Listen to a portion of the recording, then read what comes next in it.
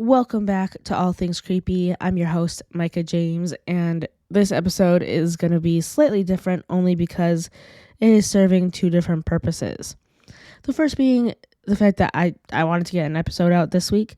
The second being I do have a slight announcement with how this podcast is going to work from here on out. Basically, I'm going to switch on and off with my weeks. So 1 week, like this week, it's going to be what I'm going to call like a lazy episode. An episode where I don't have to do a lot of research for this. Like I'll look into different like creepypastas or urban legends I can read to you, or it's just a topic that I personally don't have to do like a whole lot of research into, like maybe like doing like movie reviews, book reviews, that kind of thing. And then the following week is going to be an actual researched topic. This way it can give me time to like actually research my topics and give you longer episodes on those weeks where I'm giving you the research stuff, essentially. So this week, that's like really kicking off this new kind of scheduling, this new schedule. I'm going to be reading to you one of the OG creepypastas. It's called Persuaded, and it was, or at least it is, credited to Chris Stewart. It was originally published in 2011. I will be linking the story in the show notes in case you guys want to read along or you just want to read it yourself. So without further ado, let's dive in and see if we can be persuaded.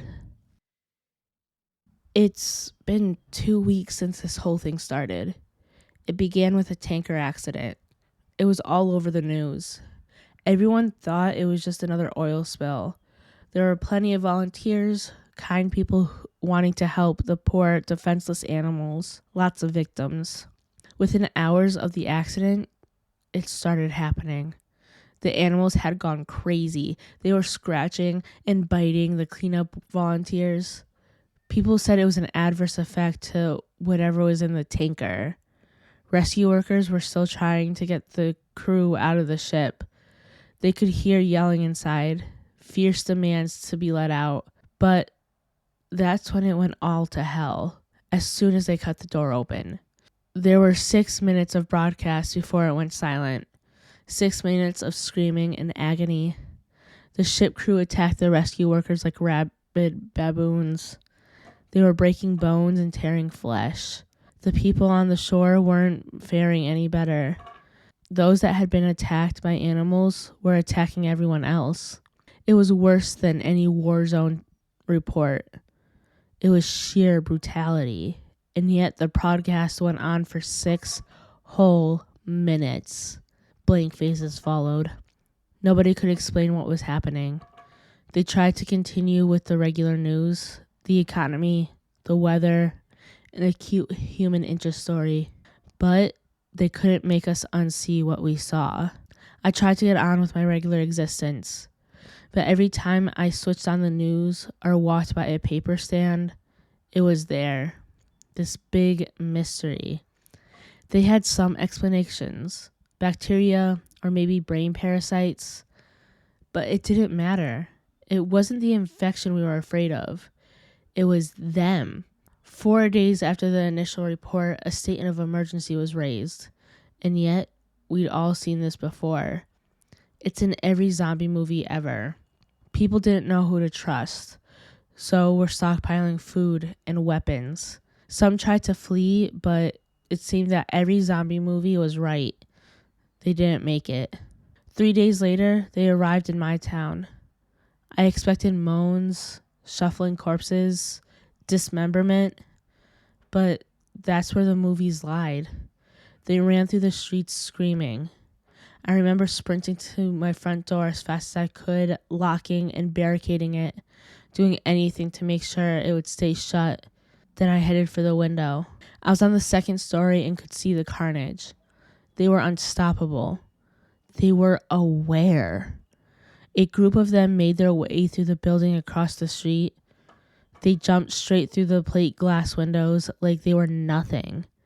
The shards slicing through their skin made no difference. They just kept coming. My barricade wasn't going to hold. I rushed around my flat, grabbing supplies and throwing them into the most secure room.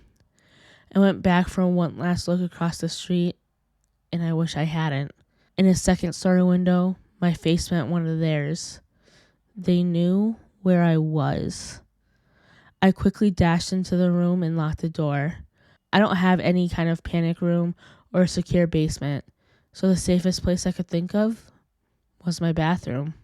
There were no windows and only one door with a lock.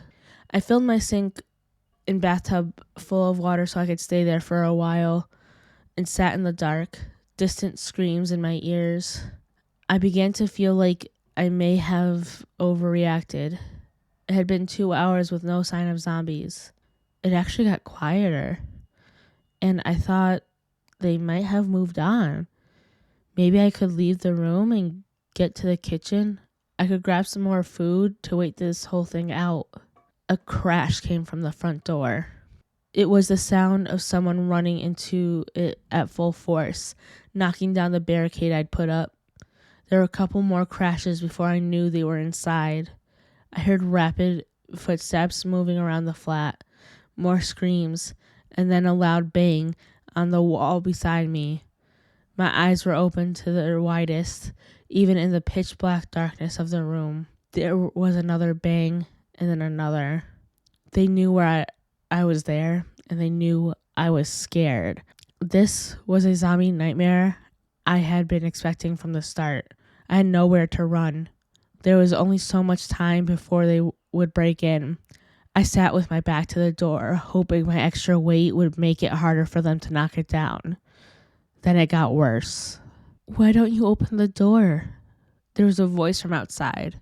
No screams or moans, just a quiet, whispery voice. And then more of them. "We've come for you. You'll be happier if you open the door. It's not so bad."